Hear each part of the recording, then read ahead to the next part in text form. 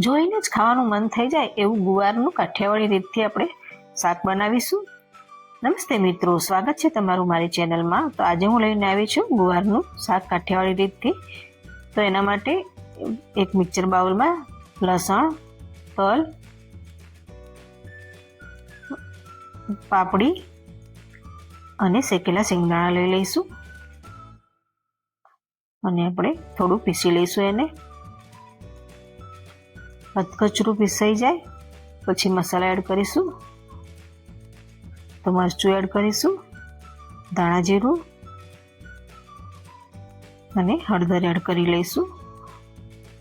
તો મરચાંમાં મેં 1 table spoon Kashmiri મરચું અને 1 ટેબલ સ્પૂન તીખું મરચું લીધું છે। તમે તમારી મરજી મુજબનું મરચું એડ કરી શકો છો। કાશ્મીરી મરચાંથી તીખાશ નહીં આવે અને કલર સારો આવશે। તો મસાલા સરસ પીસાઈ ગયા છે। તો હવે આ શાક આપણે કુકરમાં બનાવીશું। તો કુકરમાં 3 થી 4 ટેબલ સ્પૂન જેટલું તેલ મૂકી દઈશું અને આ શાક કાઠિયાવાડી છે એટલે તેલ થોડું વધુ જોઈશે। હવે રાઈ, જીરું એડ કરીશું અને બંને તતડે એટલે આપણે 1 ટીસ્પૂન જેટલું અજમો એડ કરી લઈશું। તો ગુવારમાં ફાઇબરની માત્રા વધુ હોવાથી ઘણા લોકોને ગેસની સમસ્યા થતી હોય છે, જે અજમો નાખવાથી ગેસની સમસ્યા નહીં થાય અને શાકનો ટેસ્ટ પણ સારો આવશે। હવે થોડી હિંગ એડ કરી લઈશું અને ટામેટાની પ્યુરી એડ કરી લઈશું અને બરાબર સાતળી લઈશું અને હવે સ્વાદ મુજબ મીઠું એડ કરી લઈશું અને ટામેટા સોફ્ટ થાય ત્યાં સુધી સાતળી લઈશું। તો ટામેટા સોફ્ટ થઈ ગયા છે। તો હવે તૈયાર કરેલો મસાલો એડ કરી લઈશું અને મસાલાને પણ આપણે થોડીવાર સરસ રીતે સાતળી લઈશું અને મસાલો વળે નહીં એટલા માટે આપણે થોડું પાણી એડ કરી લઈશું અને તેલ છૂટું પડે ત્યાં સુધી હવે મસાલાને આપણે સાતળવાના રહેશે।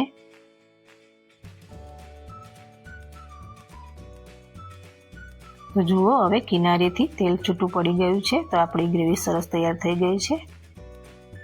તો હવે આ મેં 250 ગ્રામ જેટલો ગવાર લીધો છે, જેને મેં બે ભાગમાં કાપી લીધો છે। તો હવે આમાં એડ કરી લઈશું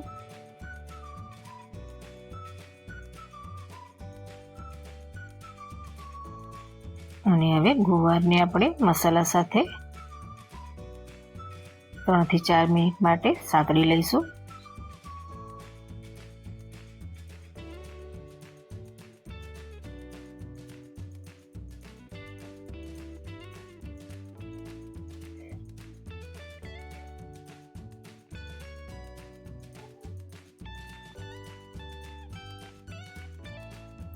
અને હવે જરૂર મુજબ પાણી એડ કરીશું।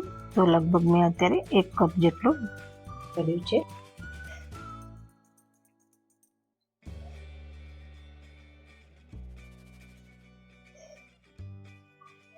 ને બરાબર મિક્સ કરી લઈશું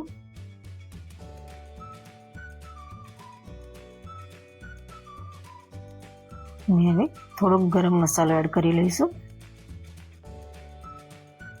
અને એને પણ બરાબર મિક્સ કરી લઈશું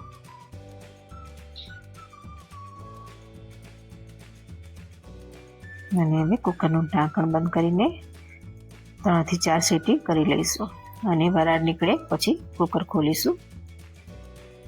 તો તૈયાર છે આપણું ગુવારનું એકદમ ટેસ્ટી અને મસાલેદાર કાઠિયાવાડી શાક। તો જોયું ને, એકદમ સરળ રીતથી અને સરસ ટેસ્ટી એવું શાક બનીને ફટાફટ તૈયાર થયું છે અને કુકરમાં બનાવ્યું છે તો ગુવાર પણ આપણી સરસ એકદમ ચડી ગઈ છે અને આમ પણ અત્યારે ગેસની કટોકટી ચાલે છે।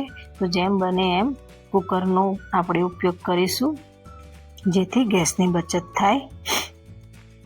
તો હવે આપણે શાકને સર્વિંગ બાઉલમાં લઈ લઈશું।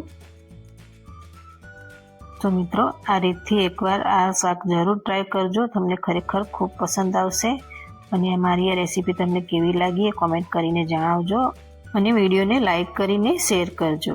તો ચાલો ફરી મળીશું આવી જ નવી રેસીપી સાથે। ત્યાં સુધી આવજો, ધન્યવાદ।